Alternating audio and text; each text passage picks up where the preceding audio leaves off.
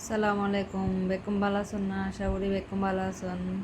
আমি ওনারা দয়াল রহমতে ভালো আছি। সকাল সকাল নতুন আরেকখান ব্লগ লই চলে এসছি। ওনারা শেয়ার করি পেলাই কিন্তু আজ দেখি ভালো করে রোদ উঠি, আকাশও পরিষ্কার আছে। তো এই মরিচ আসলে মরিচ ইনপোর্ট দিয়ে বেলে চলে এসছি। এতদিন জ্বর ফুজিতে তার মানে প্রতিদিন ন পারি মরিচ নষ্ট হয়ে যাবে। তার যেতে রোদ আছে আমাদের আজ এই সুযোগে মরিচ ইনপোর্ট ফেলাই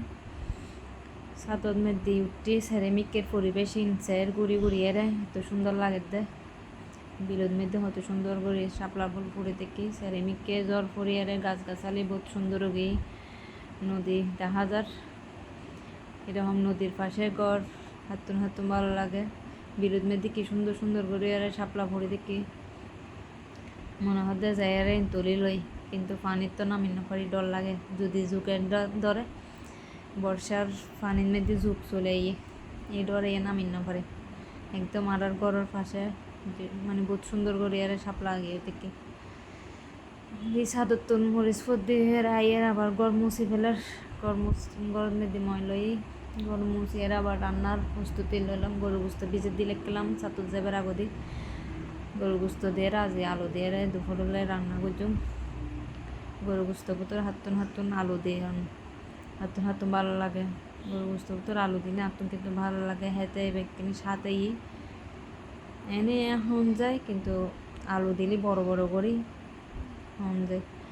হাতে মাহে দি ফেলেলি তেলের দনতুন এরকম হাতে মাহা মানে গরু গোস্ত সাথে আলাদা মজা এই বেকিন দিয়ে সুন্দর করি হসানি পারদ মেধ্যে তুলে দিলি ওবের দেরি এইবের মেধ্যে তাড়াতাড়ি যাব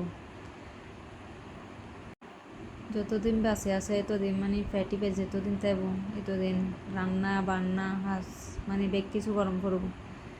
পেটরে ভাতে গুন্দি পেলে বেগ কিছু গরম করব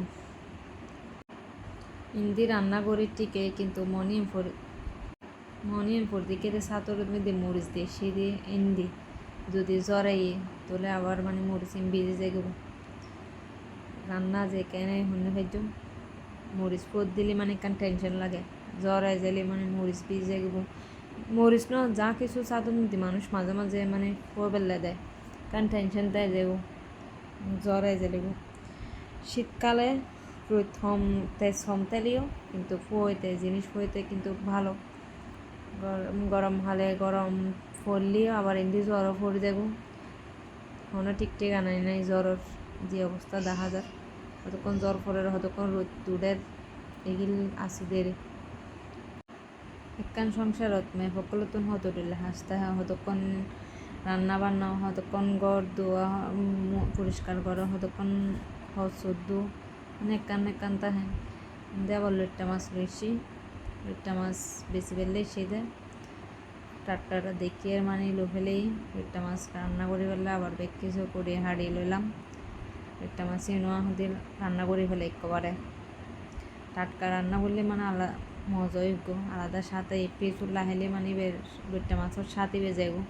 তাহলে আমাদের রান্না করে ফেলে একসাথে অন্যান্য মাছের তো লইট্টা মাছই আরও ভালো লাগে বেশি লইট্টা মাছ দিয়ে ভাত বেশি হাত ফারি মতো লাগে আর তুমি ব্যাগ খাসুতুন কিন্তু রান্না করতে বেশি ভালো লাগে অন্যান্য হাজুতুন মানে সংসারে তারও বহুত ধরনের হাঁস মতো হ্যাঁ না কিন্তু আর তো রান্না বেশি ভালো লাগে হাতুন হলে লাগে হলে হয়েছে একজনের তো না এক ডুললে পছন্দ আর তো রান্না বেশি ভালো লাগে দিয়ে রোট্টে মাছ লাই মানে মরিচ টরিচ ভালো করে হসানি দিয়ে ফেলাই টমেটোও দিয়ে ফেলাই রোট্টে মাছ তো বেশিক্ষণ হসান্ন যায় রোট্টে মাছ তাড়াতাড়ি মানে এক গিয়াত দিয়ে নামাই ফেলাম পরে তাহলে মরিচও কিচকিচ্ছেন যাই ফেলাই মরিচ ভালো করে হসাই ফেলাই দিই রোট্টে মাছ দম মতো নামাই ফেলাম পরে আমিতে ভাঙি যাই বই তাহলে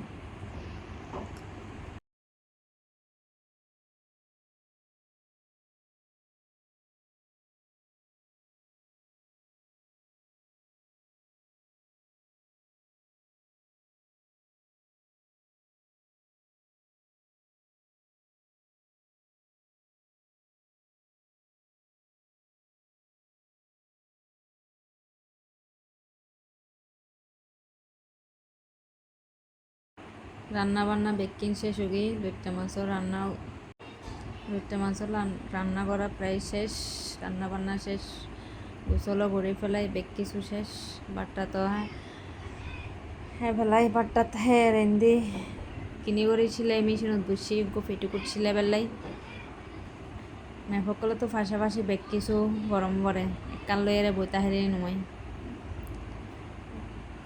দি গোমতো নড়িয়ে আবার ফোয়াশে বেলে মাদ্রাসার জায়গা বেলে বাইরে গিয়ে প্রত্যেক দিনের মতো প্রত্যেক দিনও ডিউটি আর মানে আর ফোয়াশে তুজন তো বেকুম বালাতা হিবেন আজের মতো বিদায় লইলাম। সালামু আলাইকুম।